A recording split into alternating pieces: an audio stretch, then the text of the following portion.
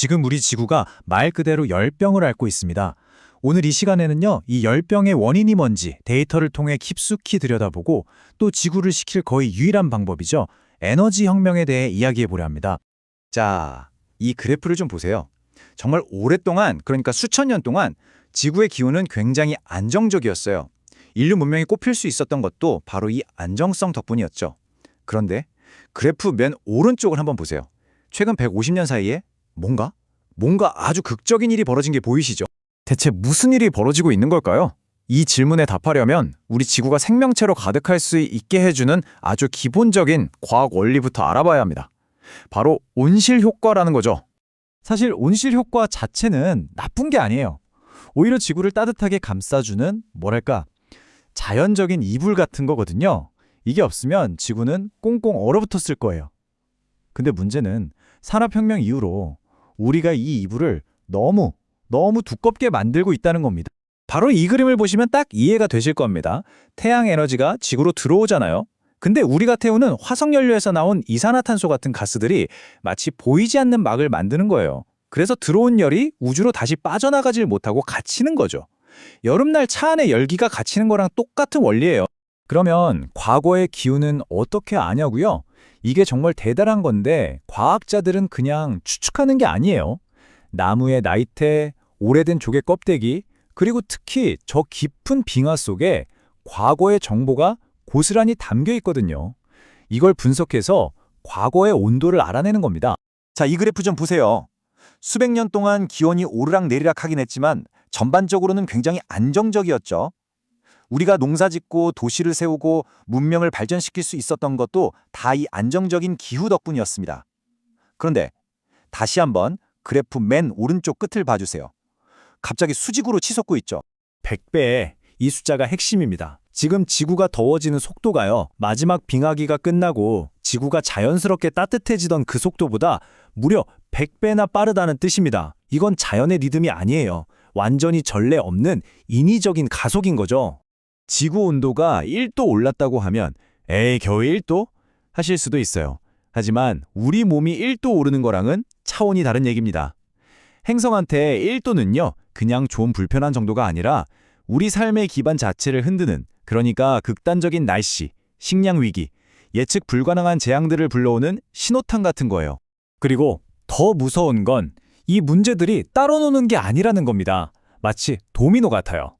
극심한 기상이변이 일어나면 가뭄이 들고, 가뭄이 들면 숲이 사라지고 식량이 부족해지죠.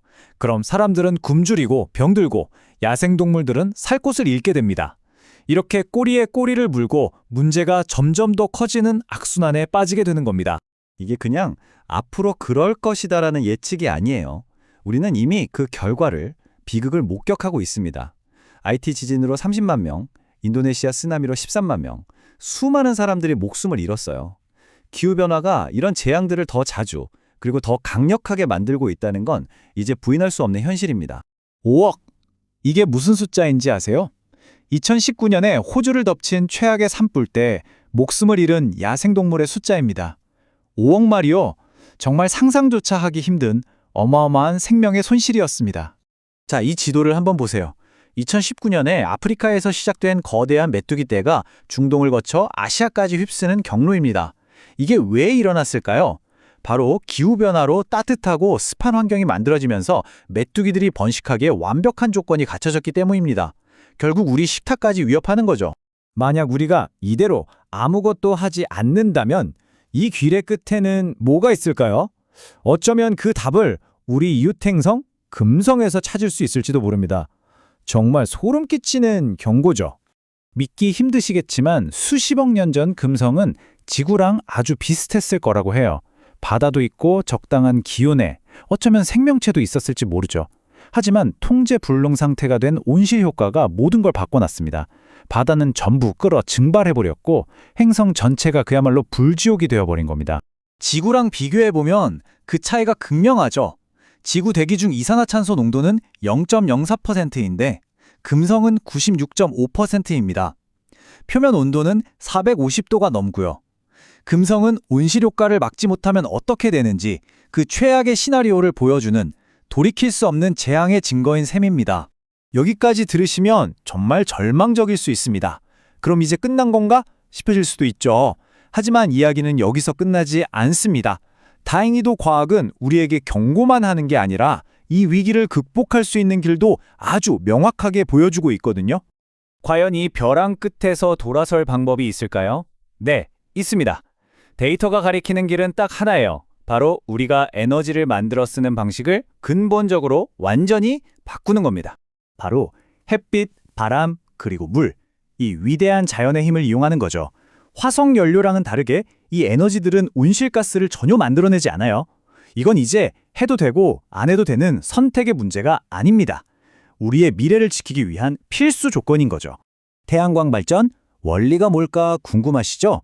생각보다 정말 단순하고 아름다워요.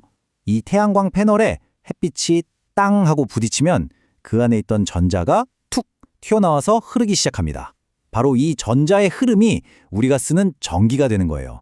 정말 간단하죠? 그리고 이 기술의 또 다른 장점은 확장성입니다. 보시는 것처럼 우리 집 지붕에 올려서 우리 집 전기만 쓸 수도 있고 아니면 사막에 거대하게 설치해서 도시 전체를 밝힐 수도 있는 거죠.